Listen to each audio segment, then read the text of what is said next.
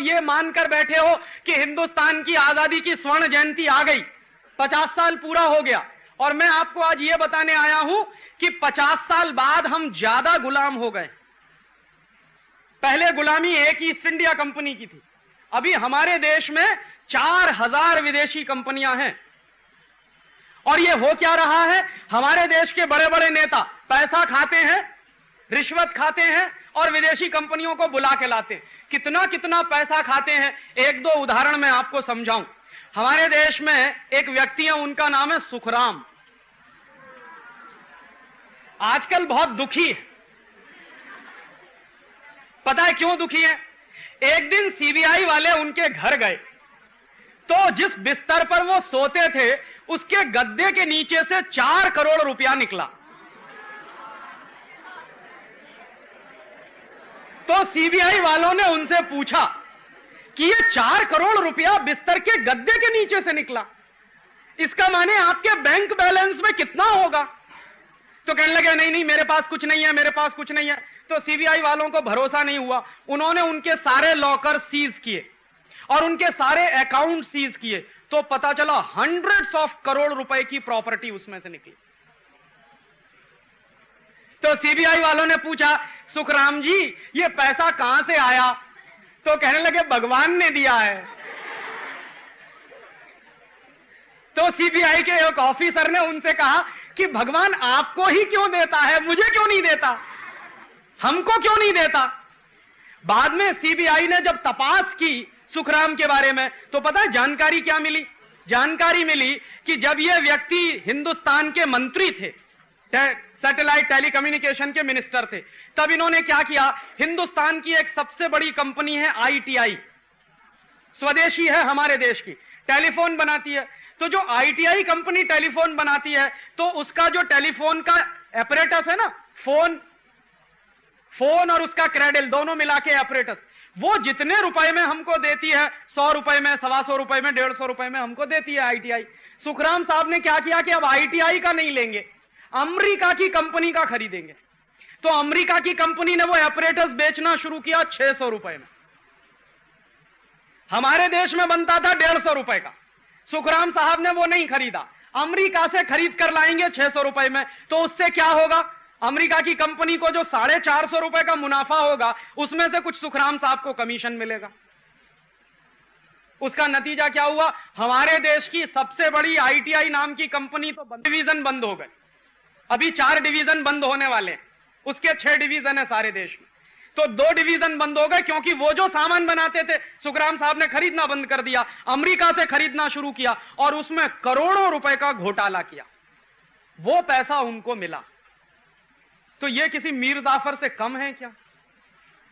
लेकिन दुर्भाग्य क्या है, इनको हमने 5 साल तक मंत्री बना के रखा। तो आप सोचिए कि 5 साल में इन्होंने क्या किया होगा इस देश में। ऐसे ही एक दूसरे मीर जाफर हैं, उनका नाम है सुश्री जयललिता।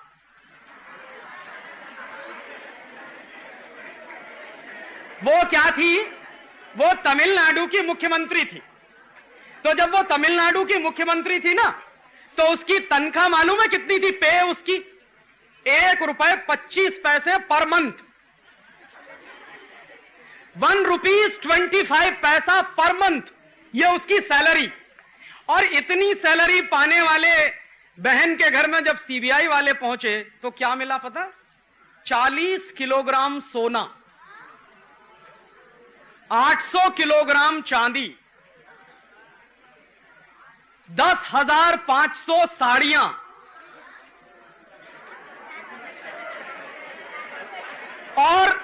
और सुनिए 7,500 सैंडल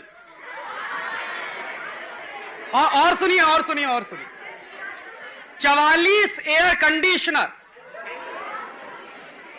और सुनिए 19 लिम्यूजिन कार्स और एक लिम्यूजिन कार की कीमत है 5.5 लाख रुपए इस समय। तो 19 कार्स और आखिर में 65 करोड़ रुपीस कैश। अब आप सुनिए कि उसको तो ₹1.25 पे मिलती थी पर मंथ। इतना पैसा कहां से आया? जिसको ₹1.25 तनख्वाह मिलती हो, उसके घर में 65 करोड़ रुपए कैश, 40 किलोग्राम सोना, 800 किलोग्राम चांदी, 10,500 साड़ियां, 7,500 जूते और 19 विदेशी कार, इतना सब कहां से आया? तो उसकी तपास जब हुई है, अभी पूरी हो चुकी है, तो सीबीआई वालों ने बताया कि ये जब मुख्यमंत्री थी तमिलनाडु की, तो तमिलनाडु में चंदन के जंगल हैं।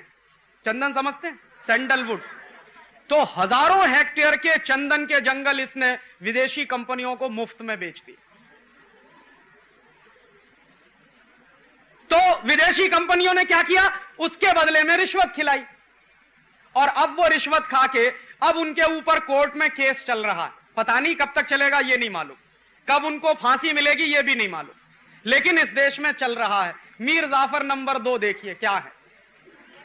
एक मीर जाफर नंबर 3 है, उनका नाम है लालू प्रसाद यादव।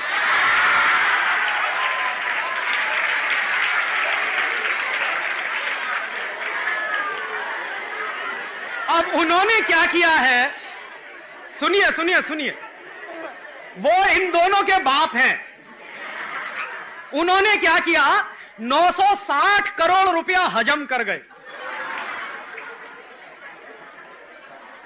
माने इतने रुपए में बिहार के पशुओं को चारा मिलता, उनके लिए भोजन मिलता, गाय को, भैंस को, बकरी को, वो सारा का सारा चारे का पैसा वो खुद खा गए। जो चारा घोटाला हुआ ना, वो यही घोटाला है। और देखो क्या दुर्भाग्य है इस देश का कि जो आदमी 960 करोड़ रुपए की रिश्वत खाता है, वो 7 साल तक मुख्यमंत्री रहा, और अभी भी उसकी बीवी मुख्यमंत्री है।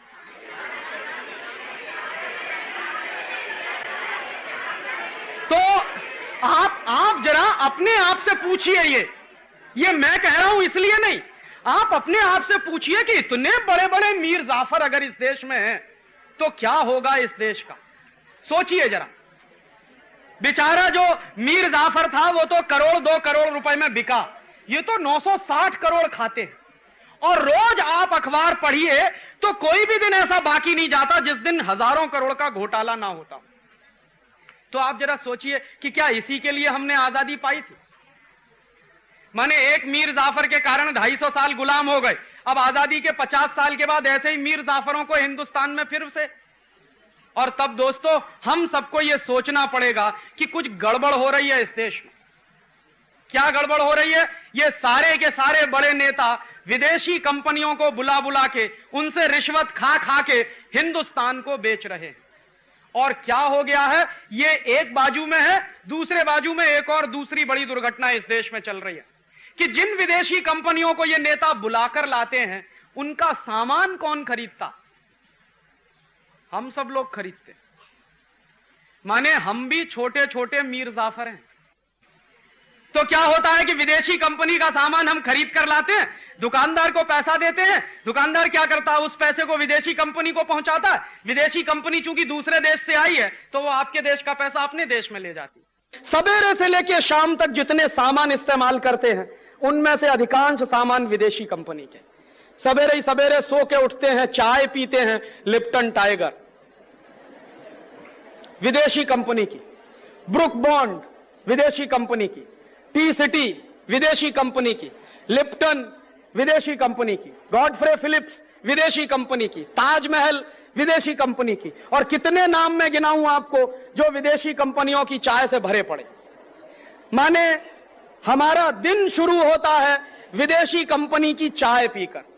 चाय पीने के बाद दांत साफ करते हैं तो Colgate, Closeup, Cibaca, Forhans, Gleem, Globe, ढेर सारे टूथपेस्ट और ढेर सारा टूथब्रश। उसके बाद मेरे जैसे लोग दाढ़ी बनाते हैं तो कहते हैं पामोलिव दा जवाब नहीं।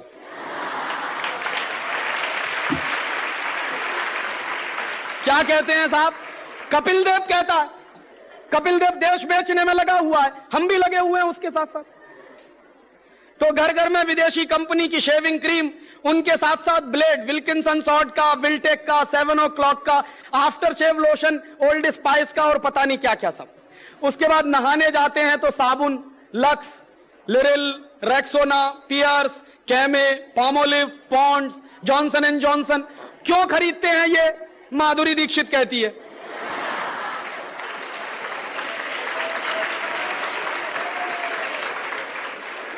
जिस पे ताली नहीं बजानी चाहिए उस पे ताली बजाते हैं। मानसिक गुलामी इतनी ज्यादा। तो घर घर में ये विदेशी कंपनी का साबुन आता है नहाने का। अब नहा लिया तो कपड़े धोने हैं तो भी विदेशी कंपनी का सर्फ, रिन, एरियल, व्हील, माइक्रो सिस्टम, 555, पता नहीं क्या क्या सब। और उसके बाद नहाकर धोकर घर के बाहर निकलते हैं तो कपड़ा पहनना है, रेंगलर का जीन्स, एडिडास का शर्ट, बटरफ्लाई का, बाटा का, प्यूमा का, लोटो का, कोल्ट का। और आजकल एक फैशन चल गया। पहले मैं जब विद्यार्थी था तो एक फैशन चला, एक विदेशी कंपनी आई, उसने एकदम टाइट जीन्स और एकदम टाइट शर्ट बेचना शुरू किया। तो सारे देश में फैशन चल गया, एकदम टाइट जीन्स और एकदम टाइट शर्ट। और इतना चुस्त होता था कि चढ़ता नहीं था। तो क्या होता था, मैं देखता था कि मेरे हॉस्टल के लड़के जमीन पर लेट लेट के चढ़ाते थे। अब क्या हो गया है, अब एक विदेशी कंपनी आई, उसने एक दूसरा फैशन चला दिया, एकदम ढीला पैंट और एकदम ढीली शर्ट, और इतना ढीला कि एक में दो दो आ जाए।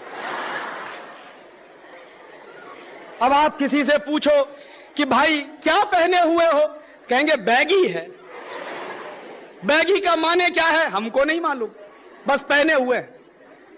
अंग्रेजी में एक शब्द होता है, उसको कहते हैं बैगर। बैगर का माने होता है भिखारी। और अमेरिकन इंग्लिश में बैगर शब्द का एक कॉनोटेशन इस्तेमाल होता है, बैगी। बैगी का माने the man who appears to be a beggar, एक आदमी जो दिखने में भिखारी जैसा लगता हो।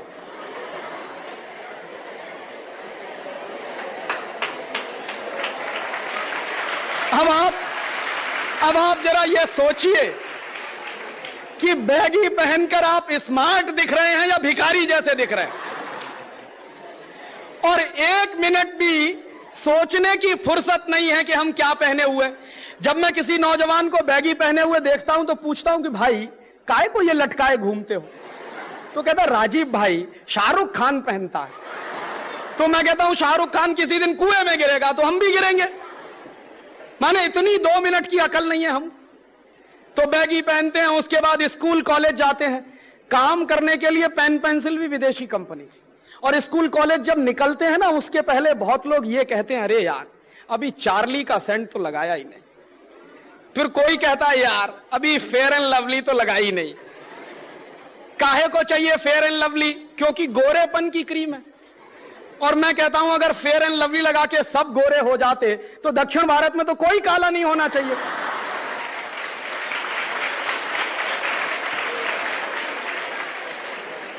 अब इतना सारा सज धज के स्कूल कॉलेज पहुंचते हैं तो काम करने के लिए पेन पेंसिल भी विदेशी कंपनी के, रेनॉल्ड, रोटोमैक।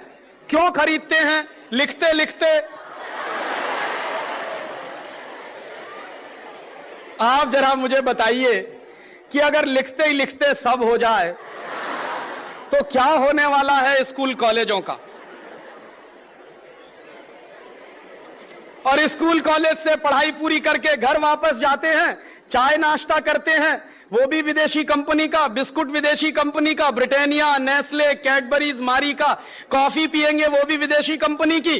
कुछ लोग चाय कॉफी नहीं पीते, ताकत की चीज पीते हैं, Boost, Horlicks, Protinex, Bournvita, Complan, Maltova. क्यों पीते हैं पता है? टेलीविजन पे एक विज्ञापन आता है, I am a Complan boy, I am a Complan girl. जानते हैं इसका मतलब क्या है? मैं कॉम्प्लॉन का बेटा हूं, मैं कॉम्प्लॉन की बेटी हूं। और कॉम्प्लॉन क्या है? टिन का डिब्बा।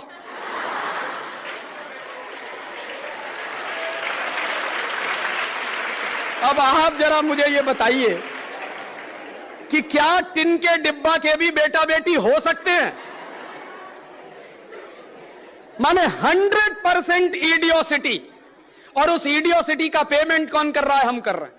और उसी इडियोसिटी पर विदेशी कंपनियों का माल बिक रहा है। शाम को कभी बाजार में जाएंगे, प्यास लगेगी, Pepsi cola, Coca Cola, Thums Up, Limca, Citra, इतना सारा पानी। फिर रात में घर वापस लौटेंगे, किसी बच्चे को भूख लगेगी तो कहेगा मम्मी मम्मी भूख लगी, तो मम्मी कहेगी बस 2 मिनट। वो मम्मी 2 मिनट में सड़े मैदे की मैगी बना के देगी, और उसको मैगी को खा के पेट नहीं भरता तो अंकल्स का चिप्स, रफल्स का चिप्स, हॉस्टेस का, टॉप रेमन का, बिनीज का, इतना सारा माल सवेरे से लेकर शाम तक विदेशी कंपनियों का। आपके रसोई घर में विदेशी कंपनी घुस गई पूर्णा, माने अब नमक भी विदेशी कंपनी का खा रहे हैं। क्यों पता है? ताकि कभी नमक हरामी ना करें उनसे। नमक उनका खा रहे हैं, आटा उनका खा रहे हैं पूर्णा। माने इतना गिर गया है यह देश कि अब अपना नमक भी नहीं बना सकते, आटा भी नहीं बना सकते। और इतना सामान जो विदेशी कंपनियों का हम खरीद रहे हैं, आपको मालूम नहीं दोस्तों क्या हो रहा है। आप जब सवेरे ही सवेरे चाय कॉफी पी लेते हैं ना, हिंदुस्तान का कबाड़ा हो जाता है। हम जब सब लोग चाय कॉफी पीते हैं तो हिंदुस्तान की खून पसीने की कमाई का 5,600 करोड़ रुपए विदेश चला जाता है। ये जो चाय कॉफी बेचने वाली कंपनियां हैं, ये मुनाफा कितना कमाती। कोई भी विदेशी कंपनी इस देश में चाय पैदा नहीं करती। चाय पैदा हमारे देश के खेड़ूत करते, यहां के किसान चाय पैदा करते हैं। विदेशी कंपनी उनसे चाय खरीदती है। चाय खरीदने के बाद क्या करते हैं, जो बेस्ट क्वालिटी की चाय होती है, ग्रीन लीफ टी जिसको कहते हैं, 1-1 इंच लंबी पत्ती वाली जो चाय होती है, उसको ये विदेशी कंपनी डिब्बे में पैक करके एक्सपोर्ट कर देती है। और उसको डिब्बे में पैक करने के बाद जो चाय का चूरा बचता है, टी डस्ट, उसको फेंक देना चाहिए, उसको दूसरे डिब्बे में पैक करके आपको बेच देती है। माने आप चाय नहीं पीते, चाय की धूल पीते। बेस्ट क्वालिटी प्रोडक्ट आपको नहीं मिलता, सबसे रद्दी क्वालिटी आपको मिलती। और ये टी डस्ट का खतरा जानते हैं क्या? ये कैंसरस होता है। आपने कभी कभी सुना होगा, कहीं कहीं लिखा रहता है कि सिगरेट मत पीजिए। क्यों? क्योंकि सिगरेट पीना हानिकारक है। क्यों हानिकारक है? क्योंकि सिगरेट पीने से कैंसर हो जाता है। कैंसर क्यों होता है? क्योंकि सिगरेट में एक जहर होता है जिसको निकोटिन कहते हैं। निकोटिन नाम का जहर धुएं के साथ जब शरीर में अंदर जाता है तो कैंसर कर देता है। जो निकोटिन नाम का जहर सिगरेट में है, वही चाय की धूल में भी है और कॉफी में भी। और कितना जहर हम पी रहे हैं। 3 प्याला चाय जब हम पी लेते हैं तो 1 सिगरेट के बराबर जहर पी लेते हैं, और 1 प्याला कॉफी जब पी लेते हैं तो 1 सिगरेट के बराबर जहर हो जाता है। और ये चाय कॉफी पीने वालों की हालत क्या हो जाती है, जो रोज चाय कॉफी पीते हैं, अगर उनको एक दिन चाय न मिले तो सिर में दर्द होने लगता है, शरीर में दर्द होने लगता है, काम करने का मूड नहीं होता, लेथार्जिक हो जाता है पूरा शरीर। जानते हैं क्यों? आपने देखा है, अफीम पीने वाले आदमी को, चरस पीने वाले आदमी को अगर अफीम ना मिले, चरस ना मिले, तो वो दिन भर कुछ नहीं कर सकता। वही हालत चाय कॉफी की हो गई है। और यह चाय कॉफी मेडिकल साइंस की जानकारी के अनुसार हमारे देश के लिए जहर है। क्यों? क्योंकि हमारा देश गर्म देश है, और गर्म देश के लोगों में ब्लड प्रेशर वैसे ही हाई रहता है। चाय और कॉफी दोनों ब्लड प्रेशर को और हाई करती है। माने हम सब धीरे धीरे धीरे धीरे एक जहर पीते पीते कैंसर की स्थिति में पहुंच रहे हैं। एक नुकसान तो अपना कर रहे हैं, अपने शरीर का कर रहे हैं, जहर पी रहे हैं। दूसरा नुकसान हिंदुस्तान का कर रहे हैं, 5,600 करोड़ रुपया अपना दे रहे हैं, वो हिंदुस्तान के बाहर ले जा रहे हैं। और तब कहें कि राजीव भाई हम क्या करें? सिंपल सा फॉर्मूला है कि अगर आप चाहते हैं कि कैंसर के मरीज ना बने, आप चाहते हैं कि नशे का शिकार ना हो, आप चाहते हैं कि आपका दिमाग और शरीर पहले से ज्यादा अच्छा रहे, तो आज से चाय कॉफी बंद कर दीजिए। तो फिर आप कहेंगे क्या पिए? दूध पीजिए, गाय का पिए तो और अच्छा। कुछ लोग कहते हैं कि दूध नहीं पिएंगे, माने जो बेस्ट क्वालिटी प्रोडक्ट है वो ही नहीं पिएंगे, जहर पी लेंगे, दूध नहीं पिएंगे। दूध नहीं पी सकते हैं तो दही की छाछ पी लीजिए, दही की छाछ नहीं पी सकते तो नींबू का शरबत पीजिए, नींबू का शरबत नहीं पी सकते तो नारियल पानी पीजिए, नारियल पानी नहीं पी सकते तो संतरे का रस पीजिए, मौसम्मी का रस पीजिए, शिरडी का रस पीजिए, गन्ने का रस पीजिए। इतनी सारी चीजें पीने पिलाने के लिए हैं। और जिनके घर में कुछ नहीं है वो सादा गर्म पानी करके पी ले, बेस्ट क्वालिटी प्रोडक्ट। गर्म पानी पिएंगे तो 2 बीमारियों से बचेंगे, कभी पत्थर नहीं होगा, स्टोन नहीं होगा कभी। आजकल गॉल स्टोन और किडनी स्टोन की इतनी प्रॉब्लम बढ़ गई है, गर्म पानी पीने वालों को यह प्रॉब्लम सबसे कम रहती है। तो गर्म पानी पीने में कोई खर्चा नहीं है, आपका शरीर दुरुस्त रहेगा, मेहमान को भी वही पिलाइए और हिंदुस्तान का 5,600 करोड़ रुपए बचेगा। और तब एक बार एक विद्यार्थी ने मुझसे सवाल किया, हो सकता है आपके मन में भी सवाल आए कि राजीव भाई जितनी चाय कॉफी पैदा हो रही है वो किसान क्या करेंगे फिर?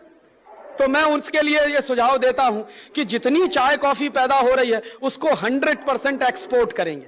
क्यों? दुनिया में जो ठंडे देश हैं, अमेरिका, जर्मनी, फ्रांस, कनाडा, इन ठंडे देशों में चाय कॉफी की बहुत जरूरत है। उनको चाय कॉफी ना मिले तो वो मर जाएंगे, लेकिन उनके यहां चाय कॉफी होती नहीं है। तो हम सारी की सारी अगर उनको बेच दें तो क्या नतीजा निकलेगा? 10,000 करोड़ रुपए की आमदनी होगी, 5,600 करोड़ हमारा बचेगा, 10,000 करोड़ की इनकम होगी, 15,500 करोड़ नेट बचेगा हिंदुस्तान का। और यह कहा जाता है आज की अर्थव्यवस्था में कि पैसा बचाना पैसा कमाने से ज्यादा महत्वपूर्ण है। तो अगर ये 15,500 करोड़ बचेगा हमारा और 1 करोड़ रुपए में हम एक कारखाना लगाएं और एक कारखाने में 100 आदमी को काम मिले तो 1.5 लाख लोगों को हम काम दे सकते हैं। अगर हम चाय कॉफी बंद कर दें तो चाय कॉफी बंद करिए, हिंदुस्तान का भला हो जाएगा, आपका भला हो जाएगा। ऐसे ही एक दूसरा छोटा सा सुझाव, हम लोग ब्रश करते हैं कॉलगेट, क्लोजअप, सिबाका, फॉरेंस। क्यों करते हैं? क्योंकि सांस की बदबू दूर करता है, दांतों की सड़न दूर करता है। तब आप कभी कभी ये सोचिए कि जब कॉलगेट नहीं होता था तो सबके दांत सड़ जाते होंगे शायद, और सबकी सांस में बदबू आती होगी। और हमारे दादा दादी के जमाने में तो कॉलगेट होता नहीं था, तो अपने दादा दादी से पूछिए कि आप तो कॉलगेट करते नहीं थे, तो दादा दादी साथ बैठते थे कि नहीं बैठते थे? और तब आपको जवाब मिलेगा कि हमारे दादा दादी नीम का दातुन करते, बबूल का दातुन करते। क्यों करते हैं? दुनिया में सबसे इंटेलिजेंट लोग हैं जो नीम का दातुन करते हैं। कारण जानते हैं क्या? पहला कारण मैंने शुरू में बताया, नीम का पेड़ ऑक्सीजन देता। दूसरा एक और जबरदस्त कारण है, जब आप नीम का दातुन चबाएंगे तो आप महसूस करेंगे कि आपके मुंह में लार ज्यादा बनेगा, सलीवा ज्यादा बनेगा, और जितना ज्यादा सलीवा बनेगा उतना ही अच्छा डाइजेस्टिव सिस्टम रहेगा, और जितना अच्छा डाइजेस्टिव सिस्टम रहेगा उतना ही अच्छा आपके शरीर की इम्यून पावर रहेगी, और जितना अच्छा डाइजेस्टिव सिस्टम उतनी ही बीमारियां आपसे दूर, क्योंकि 90% बीमारियां पेट की गड़बड़ी से पैदा होती है। पेट की गड़बड़ी ठीक रहने के लिए डॉक्टर कहते हैं आपको कि खाना चबा चबा कर खाइए। क्यों? क्योंकि सलीवा ज्यादा बनता है और खाने को पचाने का काम सबसे ज्यादा सलीवा करता है। लेकिन अद्भुत है नीम का दातुन, जितनी देर चबाएंगे उतनी देर सलीवा मुंह में बनेगा, अपने आप बनेगा। यह अजीब कुदरत है। तो जितना ज्यादा सलीवा बनेगा उतना अच्छा आपके लिए, अच्छा है दांतों के लिए। और एक दूसरी जानकारी, अमेरिका में और जर्मनी में कैंसर की सबसे अच्छी दवा लिमड़ा के पेड़ से बनती है। दोनों देशों में नीम होता नहीं है, अमेरिका में भी नीम नहीं होता, जर्मनी में भी नहीं होता। तो अमेरिका की एक कंपनी ने नीम पर पेटेंट करवा लिया। पेटेंट क्यों करवा लिया? क्योंकि भविष्य में हिंदुस्तान का लिमड़ा अमेरिका ले जाने की जरूरत पड़े तो कोई तो कानून चाहिए, तो उन्होंने पहले से ही पेटेंट करवा के बैठे हुए। हम बेवकूफ लोगों को मालूम नहीं कि हर घर के सामने नीम का पेड़ लगा है। यह दुनिया की अद्भुत चीज है। एक नीम का पेड़ अगर आपके आंगन में लगा हुआ है तो जान लीजिए 200 और 250 किस्म के वायरसेस और बैक्टीरिया आपके घर से दूर रहेंगे, कभी नहीं आएंगे। नीम का पेड़ जबरदस्त चौकीदारी का काम करता है। तो नीम के पेड़ में इतनी अद्भुत खासियत है, और यह दातुन हजारों साल से इस्तेमाल हो रहा है। अभी कुछ दिन से टेलीविजन ने कहना शुरू कर दिया कि भाई कॉलगेट रगड़ो, तो हमने कॉलगेट चालू कर दिया। अब जो नीम का दातुन करते हैं उनको हम मानते हैं कि ये बेवकूफ लोग हैं, और जो कॉलगेट करते हैं वो मानते हैं कि हम इंटेलिजेंट हैं। है सच में उल्टा। जो नीम का दातुन करते हैं वो सबसे इंटेलिजेंट हैं, और जो कॉलगेट करते हैं वो दुनिया के सबसे बड़े इडियट हैं। पता है क्यों? कॉलगेट बनता कैसे आपको मालूम है? किसी को नहीं मालूम। क्यों नहीं मालूम?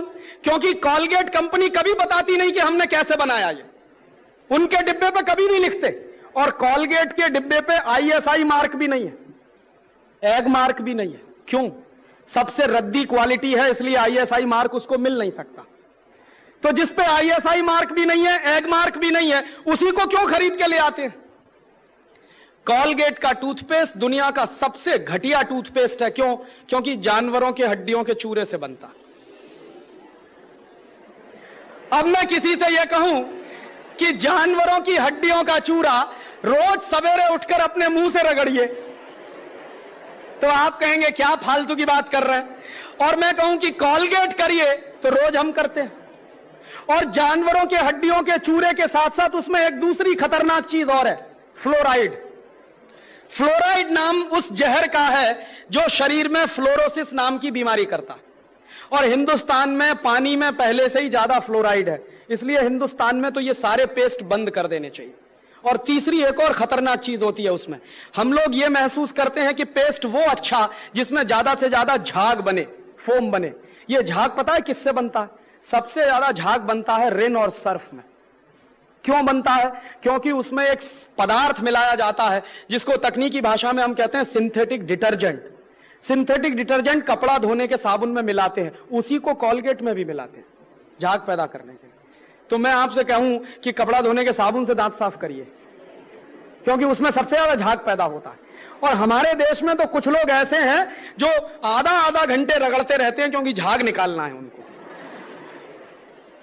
दुनिया का सबसे रद्दी पेस्ट आप इस्तेमाल कर रहे हैं। और एक आखिरी जानकारी इसी के बारे में, मैं जब यूरोप में घूमता था तो मुझे एक बात पता चली कि यूरोप के लोगों के दांत सबसे ज्यादा खराब है।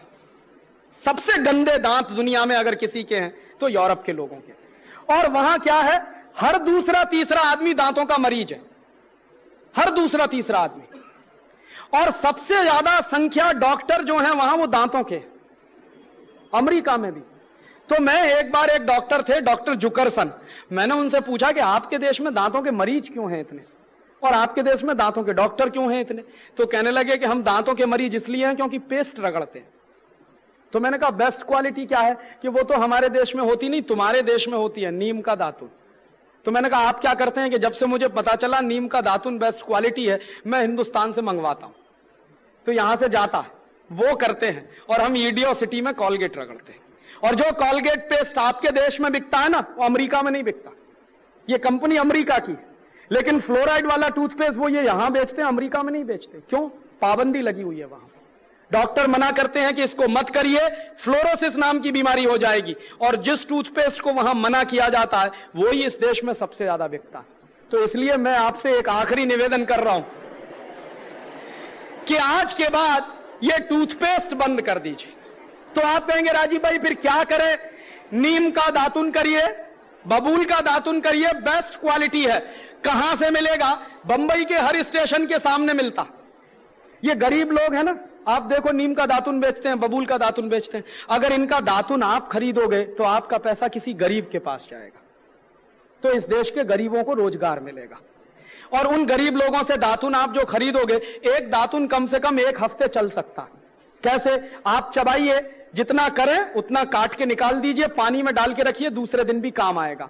एक बार मैं ये बोल रहा था तो आईआईटी में एक लड़का खड़ा हो गया, कहने लगा राजीव भाई क्या उल्टी उल्टी बात करते हैं, एक ही नीम के दातुन को हम कितनी बार करें? तो मैंने कहा भाई जरा ये बताओ कि एक टूथब्रश को कितनी बार करते हो?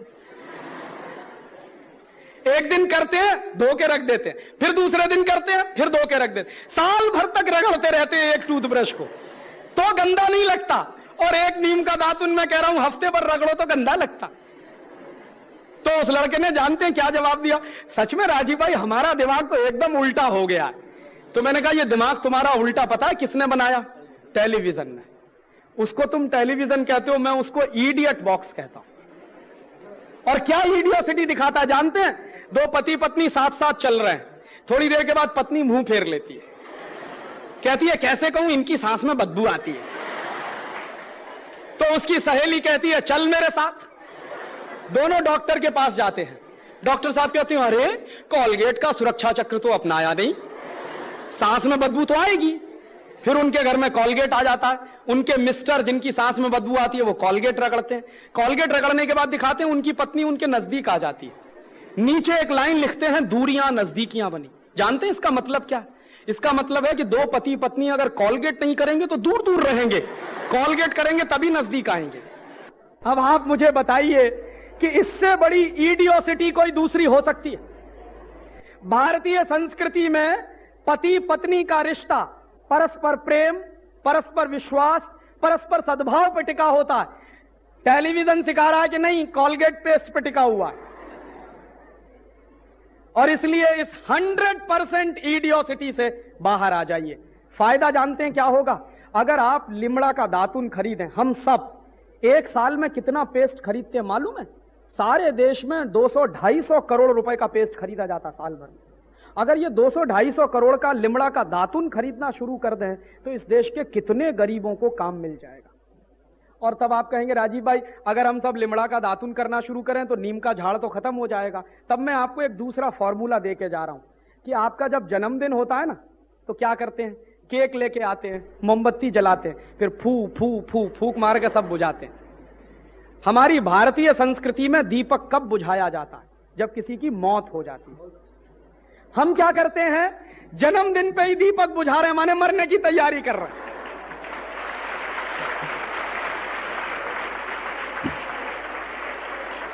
तो आप अगर मुझसे पूछें कि राजीव भाई जन्मदिन कैसे मनाएं, तो उसका बेस्ट फॉर्मूला मैं आपको देके जा रहा हूं। जब भी आपका जन्मदिन आए तो संकल्प करिए कि हम हमारे जन्मदिन पर एक नीम का झाड़ लगाएंगे, पेड़ लगाएंगे। और मान लीजिए आपके 50 जन्मदिन आए तो 50 झाड़ लगेंगे। और एक नीम का झाड़ जब बन जाता है तो साल भर में 15 लाख रुपए की ऑक्सीजन देता है एक नीम का झाड़।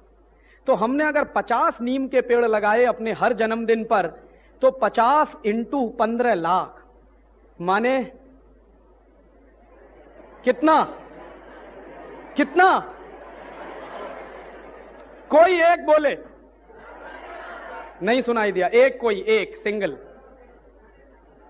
7.5 करोड़।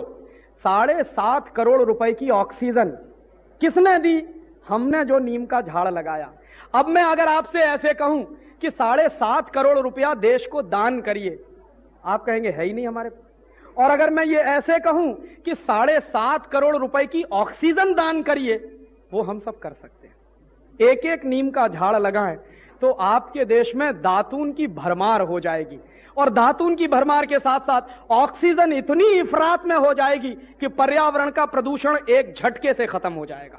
तो ये बेस्ट फॉर्मूला है, दातून करें, दातून के लिए एक नीम का झाड़ लगाएं और अपने हर जन्मदिन पर लगाएं। हिंदुस्तान की ये जो पर्यावरण की समस्या है इसका भी समाधान हो जाएगा। और ये जो 200-250 करोड़ रुपए बर्बाद हो जाते हैं टूथपेस्ट खरीदने में, वो बच जाएंगे। और ऐसे ही एक आखिरी सुझाव और, एक परदेशी कंपनी आई है, वो पानी बेचती है, Pepsi cola, Coca Cola, Thums Up, Limca, सिट्रा।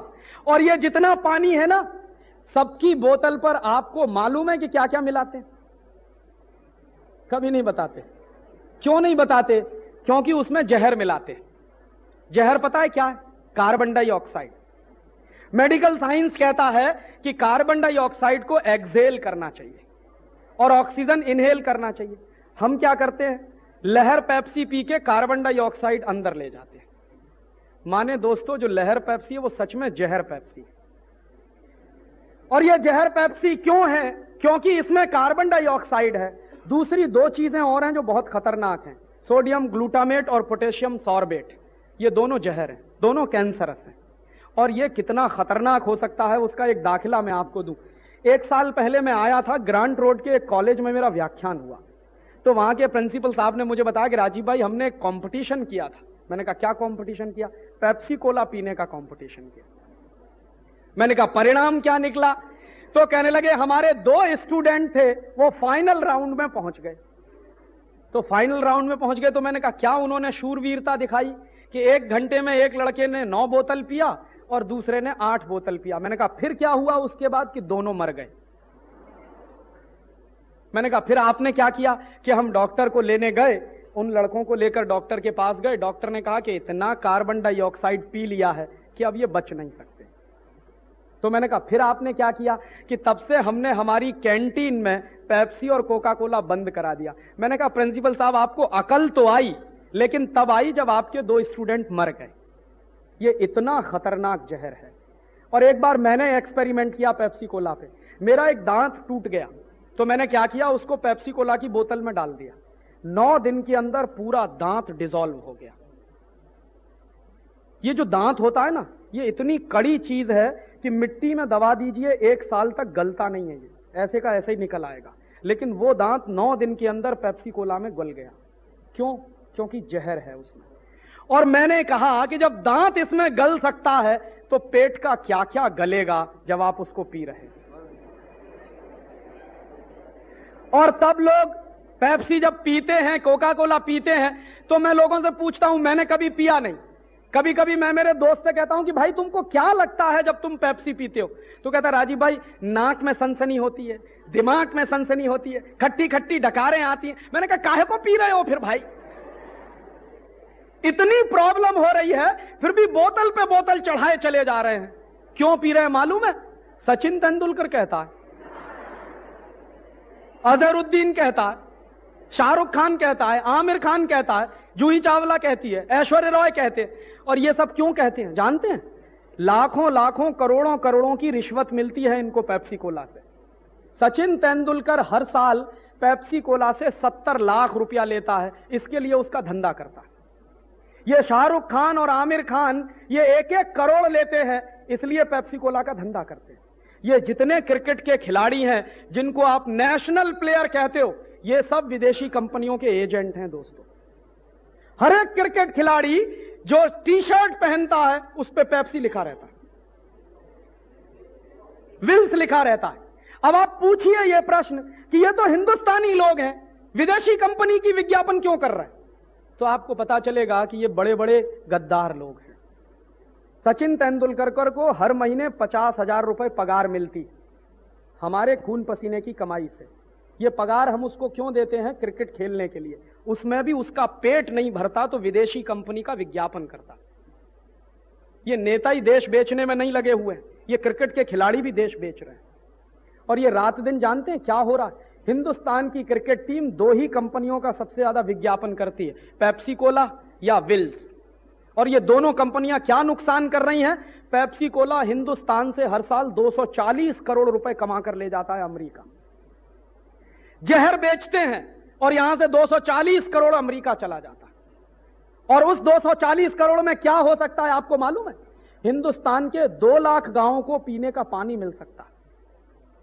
इस देश में आजादी के 50 साल के बाद 2 लाख गांवों में पीने का पानी नहीं है। ये सरकार के आंकड़े, मेरे नहीं। और करोड़ों करोड़ों लोग पीने के पानी से प्यासे हैं। गुजरात में मैंने मेरी आंखों से देखा है, कच्छ में इतनी जबरदस्त पानी की कटोकटी है कि एक एक घड़ा पानी लेने के लिए 15-15 किलोमीटर बहनें पैदल चलकर जाती।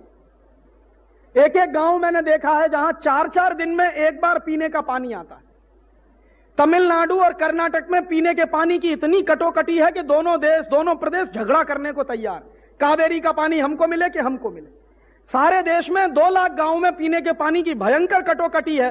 तो हमारी सरकारें क्या कर रही हैं? उन 2 लाख गांवों में पीने के पानी की कोई व्यवस्था नहीं है, पेप्सी कोला गांव गांव में बिकवा रहे हैं।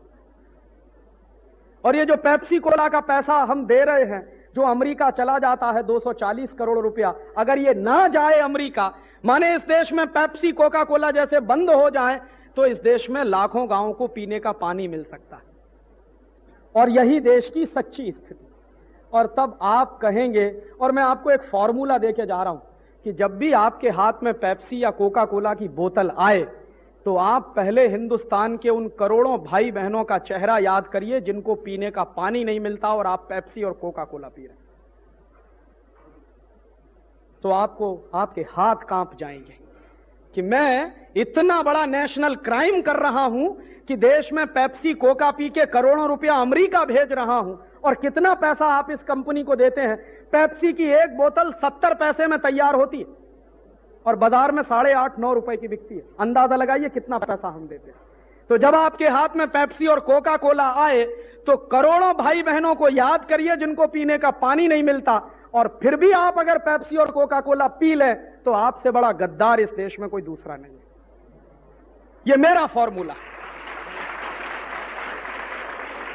और एक दूसरी बात आपसे और कह के जा रहा हूं कि जो लोग इस देश में पेप्सी कोला, कोका कोला की बिक्री बढ़ाने में लगे हुए, उनको मैं बहुत बड़ा गद्दार मानता हूं।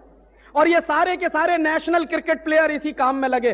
तो आप कम से कम इनको एक चिट्ठी तो लिखो खुलकर, तुमको हमने क्रिकेट का खेल खेलने के लिए कैप्टन बनाया, अब तुम पेप्सी कोला बेच रहे हो, और पेप्सी कोला बेचते बेचते अब जूता बेचना चालू कर दिया उसने एक्शन का।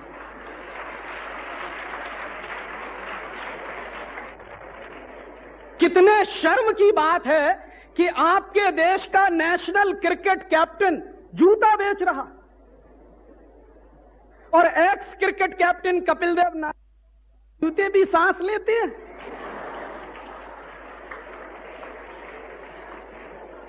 और इनको मालूम नहीं है कि जब जूते सांस लेते हैं तो भारत माता की सांस निकल जाती है। ये जूते बेचने वाली जो विदेशी कंपनियां आई हैं, हिंदुस्तान से सैकड़ों करोड़ रुपए कमा कर ले जाती हैं। उसका नतीजा जानते हैं क्या होता है? हिंदुस्तान के लाखों लाखों मोची बर्बाद हो गए जिनका जूता नहीं बिकता बाजार में। लाखों लाखों मोची बर्बाद हो गए। मेरे अपने इलाहाबाद शहर की बात मैं कर रहा हूं, मैंने सर्वे कराया। जब से बाटा कंपनी का जूता बिकना शुरू हुआ मेरे शहर में, 14,000 मोची बेकार हो गए मेरे अपने शहर में।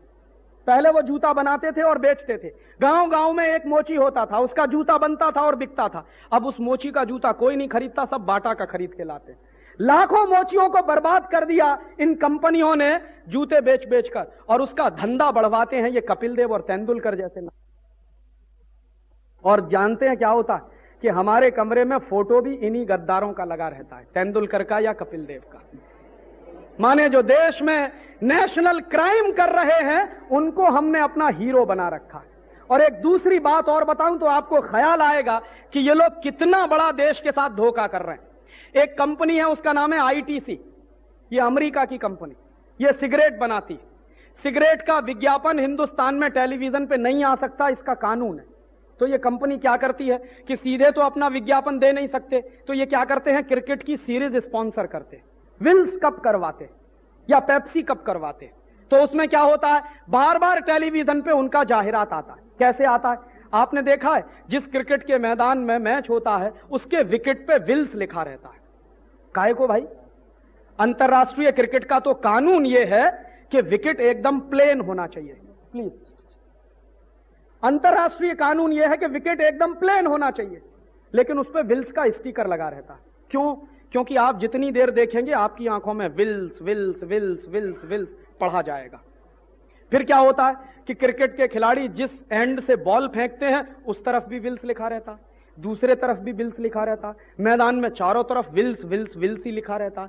फिर उसके बाद क्या होता है, जो खिलाड़ी बल्ला लेके खेलने आता उस पे भी स्टिकर विल्स का लगा रहता।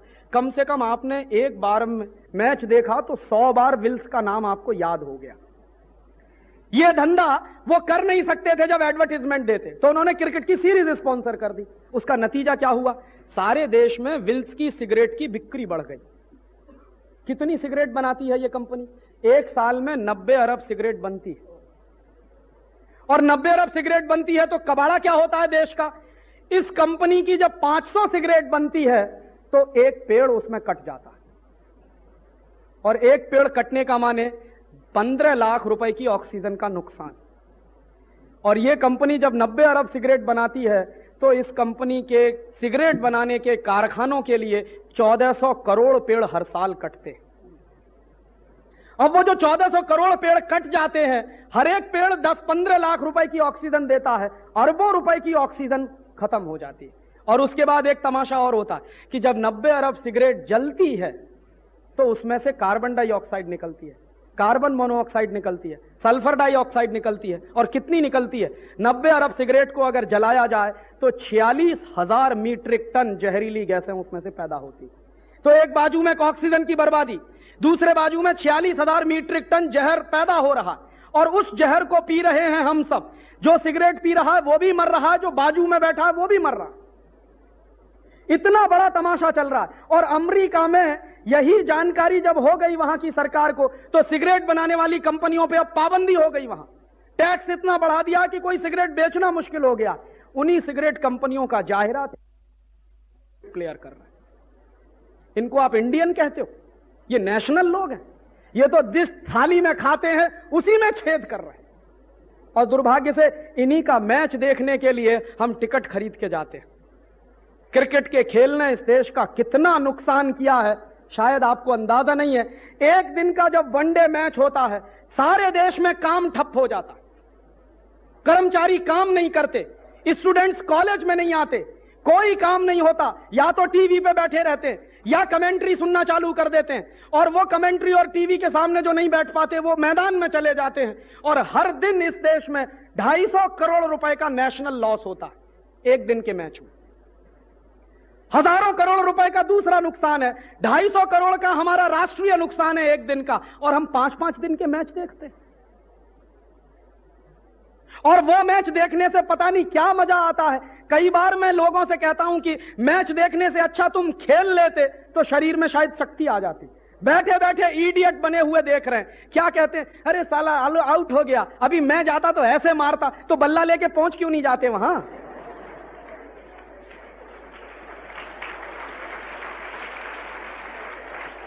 और तब इसके साथ जुड़ी हुई एक आखिरी बात कि ये क्रिकेट का खेल इस देश में कौन लेकर आया? अंग्रेज लेकर आए। और अंग्रेजों ने इस देश में क्रिकेट का खेल प्रचारित क्यों किया? इस देश की बर्बादी के लिए। दुनिया के जो इंटेलिजेंट देश हैं कोई क्रिकेट नहीं खेलता। अमेरिका में क्रिकेट नहीं होता, जर्मनी में क्रिकेट नहीं होता, फ्रांस में क्रिकेट नहीं होता, जापान में क्रिकेट नहीं होता, चीन में क्रिकेट नहीं होता, साउथ कोरिया में क्रिकेट नहीं होता, मलेशिया इंडोनेशिया में क्रिकेट नहीं होता, और जितने देशों में क्रिकेट नहीं होता वो सब इस समय बहुत ऊंचे देश हैं अर्थव्यवस्था के हिसाब से। और जिन जिन देशों में क्रिकेट का खेल खेला जाता है सबका कबाड़ा हो रहा है। दुनिया में सिर्फ 12 देश हैं जहां क्रिकेट खेला जाता है, उन सब देशों की हालत देख लीजिए, एक से एक बदतर है। तो आप ये कर क्या रहे हैं? काहे का मोह पाला है आपने ये क्रिकेट का? और तब मैं आपसे ये कह रहा हूं कि ये पेप्सी बिल सिर्फ इनका बहिष्कार मत कीजिए, इन क्रिकेट खिलाड़ियों का भी बहिष्कार करिए, और इनको कम से कम एक चिट्ठी लिखिए कि हमने तो तुमको देश के खेलने के लिए बनाया था, तुम तो गद्दारी कर रहे हो इस देश से। और कभी कभी मैं आपको बताऊं कि ये क्रिकेट के खेल में हार जीत ऐसे ही नहीं होती, बाकायदा रिश्वत दी जाती है और ली जाती है, इसलिए हारते हैं और जीतते हैं। और यह किस्सा खुल गया, हमारे ही देश की क्रिकेट टीम के एक खिलाड़ी मनोज प्रभाकर ने यह सारी कहानी खोल दी। उसने कहा है कि मैं पैसा लेके खेलता था और इंडियन क्रिकेट टीम में बहुत सारे ऐसे खिलाड़ी हैं जो पैसा लेके खेलते हैं। और कैसे खेलते हैं? आपने सुना होगा कि करप्शन नेता करते हैं, नेताओं से बड़ा करप्शन ये करते हैं। क्या करप्शन है मालूम है? एक बार वेस्ट इंडीज और इंडिया का मैच हुआ कानपुर में, ट्रायंगुलर क्रिकेट सीरीज थी, सेमीफाइनल मैच था। उसमें वेस्ट इंडीज की टीम पहले खेली, 236 रन बनाए उसने। इंडिया की टीम दोबारा खेलती थी, 34-35 ओवर का खेल बीता, 6 खिलाड़ी आउट हुए, 194 रन बना, 4 खिलाड़ी बाकी थे, 15 ओवर्स का खेल बाकी था। धीमे धीमे भी खेलते तो रन बन जाते। उस समय क्रीज पर खेल रहे थे मनोज प्रभाकर और नयन मोंगिया। इन दोनों खिलाड़ियों ने जानते हैं क्या किया? टुक टुक करके पूरा खेल निकाल दिया, 15 ओवर बिता दिए और 12 रन बनाए। जीता हुआ मैच हिंदुस्तान हार गया। शाम को क्रिकेट कंट्रोल बोर्ड की मीटिंग हुई, उसमें एक अधिकारी हैं IS बिंद्रा, उन्होंने एक कमेटी बनाई कि जांच करो ये क्यों हारा मैच। तो कमेटी ने जांच की तो पता चला कि खिलाड़ियों को रिश्वत दी गई है। कौन कौन खिलाड़ी को रिश्वत दी और किसने रिश्वत दी? आपको जानकारी दूं कि ये जितनी कंपनियां स्पॉन्सर करती हैं मैच को, ये सट्टा बाजार में करोड़ों करोड़ों रुपए लगाती है। क्रिकेट दोस्तों अब खेल नहीं है, जुआ हो गया है, और उस जुए में करोड़ों करोड़ों रुपए का सट्टा लगता है बाजार में। तो करोड़ों रुपए का सट्टा लगाया पेप्सी कोला ने और इन कंपनियों ने। सट्टा किस बात पे लगा था? कि फाइनल में वेस्ट इंडीज की टीम पहुंचेगी और अगर उस मैच में हिंदुस्तान जीत जाता तो उनका करोड़ों रुपया डूब जाता। इसके लिए उन्होंने दोनों खिलाड़ी को रिश्वत खिलाई और उन्होंने जानबूझकर मैच हार दिया। उसके बाद इन दोनों को बाहर कर दिया गया। बाद में नयन मोंगिया तो अभी भी खेलता, मनोज प्रभाकर बाहर है। बाहर आने के बाद उसने ये सारा किस्सा खोल दिया कि ये ऐसे होता है। और अब जब किस्सा खोला है तो चंद्रचूड़ साहब की अध्यक्षता में कमेटी बनी है, उसकी रिपोर्ट अभी आएगी, आपकी आंखें फट जाएंगी कि हो क्या रहा है इस देश में। हम जिसको मनोरंजन का खेल कह रहे हैं वो इस देश का कितने सैकड़ों करोड़ रुपए की बर्बादी कर रहा है। इसलिए मेरा आपसे एक निवेदन और है कि इस क्रिकेट का बहिष्कार करिए, क्रिकेट के खिलाड़ियों का बहिष्कार करिए और उसके साथ साथ इन ये विदेशी कंपनियों का भी बहिष्कार करिए। और तब एक आखिरी बात और कि ये विदेशी कंपनियों का बहिष्कार कब होगा? ये विदेशी कंपनियों का बहिष्कार तभी हो सकता है जब आप अपने अपने घर का टेलीविजन बंद कर दें। क्यों? क्योंकि विदेशी कंपनियों की जितनी जाहिरात है वो टेलीविजन के माध्यम से, और रात दिन हमको ये जाहिरात सुना सुना के वो सामान खरीदवाते हैं। हम टेलीविजन क्यों देखते हैं? कई बार मैं लोगों से ये प्रश्न करता हूं कि टेलीविजन क्यों देख रहे हैं? काहे को एंटीना लगाया है, काहे को डिश एंटीना लगाया है, और जिनके घर में डिश एंटीना नहीं उन्होंने केबल कनेक्शन ले लिया है, सब एक ही जवाब देते हैं, राजीव भाई मनोरंजन करना। तो मैं कहता हूं ठीक है भाई मनोरंजन करिए। तो मनोरंजन करते हैं तो क्या देखते हैं? घर के छोटे छोटे बच्चे, उनके साथ उनके मम्मी पापा, उनके साथ उनके दादा दादी, तीनों पीढ़ियां एक साथ बैठकर टेलीविजन पे चित्रहार देखती। चित्रहार में गाना कौन सा आता है? चोली के पीछे क्या है। हंसिए मत, इसको गंभीरता से सुनिए।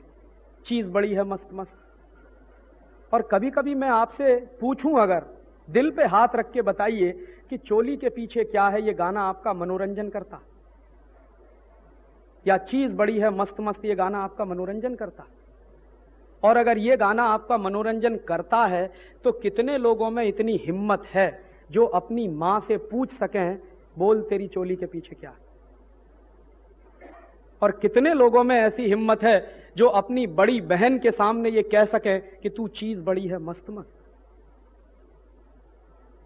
और दोस्तों, ये गाने आपका मनोरंजन नहीं कर रहे हैं, ये गाने आपका चरित्र खलास कर रहे हैं। वो चित्रहार नहीं है, वो चरित्रहार है। और जिसको मनोरंजन के नाम पर आपने अपने घर में बुला लिया है, ये टेलीविजन आपका मनोरंजन नहीं कर रहा है, आपके मन में एक अजीब तरह की वल्गैरिटी और ऑब्सिनिटी को जन्म दे रहा है। और दुनिया में दो बहुत खतरनाक होती हैं। एक बीमारी होती है जिसको सेक्स की वल्गैरिटी मैं कहता हूं। रात दिन ये टेलीविजन आपको जो कुछ दिखाता है वो सेक्स की वल्गैरिटी है।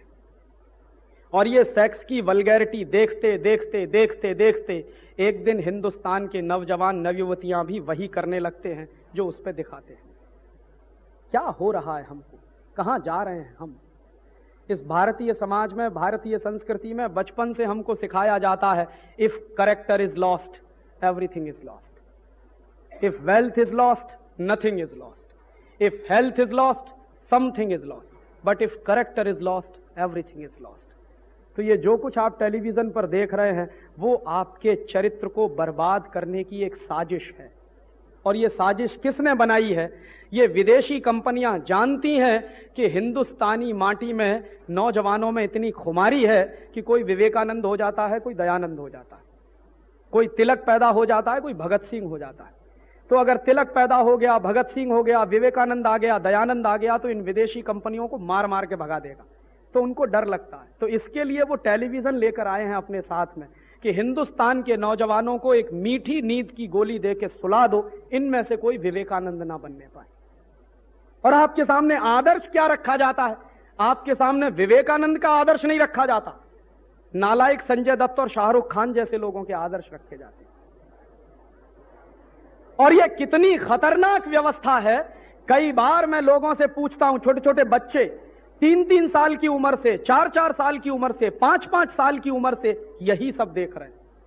और ये छोटे छोटे बच्चे अगर रोज दिन में 4 घंटे 5 घंटे टीवी देखें और सिनेमा देखें तो जानते हैं क्या होगा? 20 साल की उम्र तक पहुंचते पहुंचते हर बच्चे को कम से कम 30,000 बार मर्डर के सीन दिखाए जाएंगे। हर फिल्म में मर्डर, हर एपिसोड में मर्डर, हर एपिसोड, हर फिल्म में वॉयलेंस, हर एपिसोड में वॉयलेंस, हर एपिसोड में मारामारी। काहे को इतनी मारामारी दिखाते? क्यों इतनी वॉयलेंस हमको दिखाई जाती? पता है क्यों? हिंदुस्तान में सबसे ज्यादा वॉयलेंस से नफरत की जाती। यह देश अहिंसा वाला है, इसलिए भारतीय संस्कृति को बर्बाद करना है तो अहिंसा की जगह हिंसा को लाना पड़ेगा। तो वो हिंसा हर आदमी कैसे करेगा? हर आदमी तभी हिंसा करेगा जब बार बार हिंसा देखेगा। और ये बार बार की जो हिंसा हम देखते हैं, इसका नतीजा जानते हैं क्या होता? मर्डर देखते देखते देखते देखते देखते देखते मन की दया खत्म हो जाती है, करुणा खत्म हो जाती है। और हमारे देश में एक कहावत कही जाती है, दया धर्म का मूल है। माने जब दया ही नहीं होगी मन में, धर्म कहां टिकने वाला है? तो वो सीधा आक्रमण आपके धर्म पर है। ये वॉयलेंस बहुत ही खतरनाक चीज होती है। और उसके साथ दूसरी खतरनाक चीज होती है सेक्स की वल्गैरिटी। ये सेक्स की वल्गैरिटी हजारों हजारों, लाखों लाखों, करोड़ों करोड़ों नौजवानों को बर्बाद कर रही है। और यह बर्बादी सिर्फ अपने देश में आ रही है ऐसा नहीं है, अमेरिका में और यूरोप में यह बर्बादी आ चुकी है। और यूरोप के देशों में यह सेक्स की वल्गैरिटी की कितनी बर्बादी आई है एक ही उदाहरण ताजा ताजा आपको देना चाहता हूं। 3-4 दिन पहले एक अखबार निकला, गुजरात समाचार। गुजरात समाचार के दूसरे नंबर के पेज पर एक खबर है। क्या खबर है? ब्रिटेन में 11 साल का बच्चा पिता बन गया है। और ब्रिटेन में अगर 11 साल का बच्चा पिता बन गया है तो उसके पत्नी की उम्र क्या है मालूम है? 15 साल। 15 साल के बच्चे जिनकी उम्र स्कूल में जाने की है, कॉलेज में जाने की है कि मम्मी पापा बनने की है। और ये 11 साल और 15 साल के बच्चों को मां और पिता बनने का नुस्खा किसने दिया है? किसने फॉर्मूला दिया उनको? वो टेलीविजन से आया, सिनेमा से आया। और इस सिनेमा और टेलीविजन ने यूरोप के सारे नौजवानों को बर्बाद कर दिया। मैं कितने यूरोपियन देशों में जाता था और वहां के लोगों से एक ही सवाल पूछता था कि आपके देश की सबसे बड़ी सोशल प्रॉब्लम क्या है? तो वो कहते थे कि राजीव भाई, सबसे बड़ी प्रॉब्लम है कि हमारे देश में 10 साल की, 12 साल की, 14 साल की बच्चियां मां बन जाती। ये सबसे बड़ी प्रॉब्लम। और शादी करने की उम्र आते आते कोई लड़की 10 बार एबॉर्शन कराती है, कोई 15 बार कराती है। ये उनकी प्रॉब्लम है। वर्जिनिटी क्या होती है ये उनको नहीं मालूम है। क्यों नहीं मालूम है? भारतीय संस्कृति क्या होती है ये भी नहीं मालूम है। संयम क्या होता है, अपने ऊपर संयम रखने की व्यवस्था है। विद्यार्थी जीवन तो संयम वाला जीवन होता है, ये हर धर्म कहता है इस देश में। इसलिए विद्यार्थियों को गुरुकुल में जाना पड़ता था ताकि 25 साल तक संयम के साथ आप शिक्षा ग्रहण करिए। वो संस्कृति उनको नहीं आती। और उसके बाद आज उनके यहां प्रॉब्लम इतनी जबरदस्त हो गई है कि बिना शादी के पैदा होने वाले बच्चों को रखें कहां? तो बिना शादी के पैदा होने वाले बच्चों को रखने के लिए ही उनके देशों में कॉन्वेंट स्कूल खोले गए। कॉन्वेंट स्कूलों में यूरोप में कौन बच्चे पढ़ते हैं जिनके मम्मी पापा का पता नहीं है? क्यों नहीं पता है? हिम्मत नहीं है ये बताने की कि ये मेरा बेटा है या मेरी बेटी है। क्यों नहीं हिम्मत है? शादी के पहले हुए हैं। क्यों हो गए हैं शादी के पहले? टेलीविजन पे जो कुछ देखते थे, सिनेमा में जो कुछ देखते थे, वही किया फिर अपने जीवन में। और अब वही वल्गैरिटी अमेरिका में कितनी जबरदस्त आई है। अमेरिका में एक कमीशन बिठाया हुआ है, उस कमीशन में 2 चेयरमैन हैं। दोनों सौभाग्य से एक बार मेरे दोस्त बने थे, 4 साल पहले की बात है। मैं एक बार एक इंटरनेशनल कॉन्फ्रेंस में गया था, बॉन में, फिर फ्रैंकफर्ट में। वहां मेरी उनसे मुलाकात हुई। अभी वो दोनों व्यक्ति अमेरिका की सरकार के एक कमीशन के चेयरमैन हैं। वो कमीशन कर क्या रहा? कमीशन को जिम्मेदारी दी गई है कि पिछले 35 साल में टेलीविजन से अमेरिका में क्या नुकसान हुए हैं इसका अध्ययन करो। तो कमीशन की पहली रिपोर्ट आई है। वो रिपोर्ट क्या कह रही है? 90 million American youths are spoiled due to television and cinema. 9 crore अमेरिकी नौजवान बर्बाद हो गए हैं टेलीविजन और सिनेमा देखकर। 9 करोड़। अमेरिका की कुल आबादी कितनी है? 27 करोड़। 27 करोड़ आबादी में से 9 करोड़ बिल्कुल बर्बाद हो चुके हैं। और उन 9 करोड़ बच्चों की बर्बादी कितनी है? हर पहला और दूसरा बच्चा सीजोफ्रेनिक हो गया, पागल हो गया। और वो पागलपन सेक्स का पागलपन है। अमेरिका में किस कदर पागलपन है आप उसका अंदाजा नहीं लगा सकते। यहां से दिखने में लगता है कि अमेरिका बहुत ऊंचा देश है, बहुत तरक्की वाला देश है। आपको मालूम नहीं है, अमेरिका दुनिया में वो देश है जहां 1 मिनट में सबसे ज्यादा बलात्कार होते हैं बहनों के ऊपर। 1 मिनट में सबसे ज्यादा रेप केसेस अमेरिका में होते हैं। 1 मिनट में सबसे ज्यादा मोलेस्टेशन के केसेस अमेरिका में होते हैं। और अमेरिका में कुछ शहर तो ऐसे हैं जहां शाम को 6 बजे अगर कोई लड़की निकल जाए तो लौटने वाली नहीं है। कितने लोग उसके साथ गैंग रेप करेंगे उनको खुद नहीं पता रहता। ये इतनी हैवानियत और इतना राक्षसीपन कहां से आ रहा है? वो टेलीविजन सिखा रहा है, वो सिनेमा सिखा रहा है। और वो टेलीविजन और सिनेमा अब हमारे देश में आ रहा है। जो बर्बाद कर चुके हैं अपने नौजवानों को, वो अब हमको बर्बाद करने आ रहे हैं।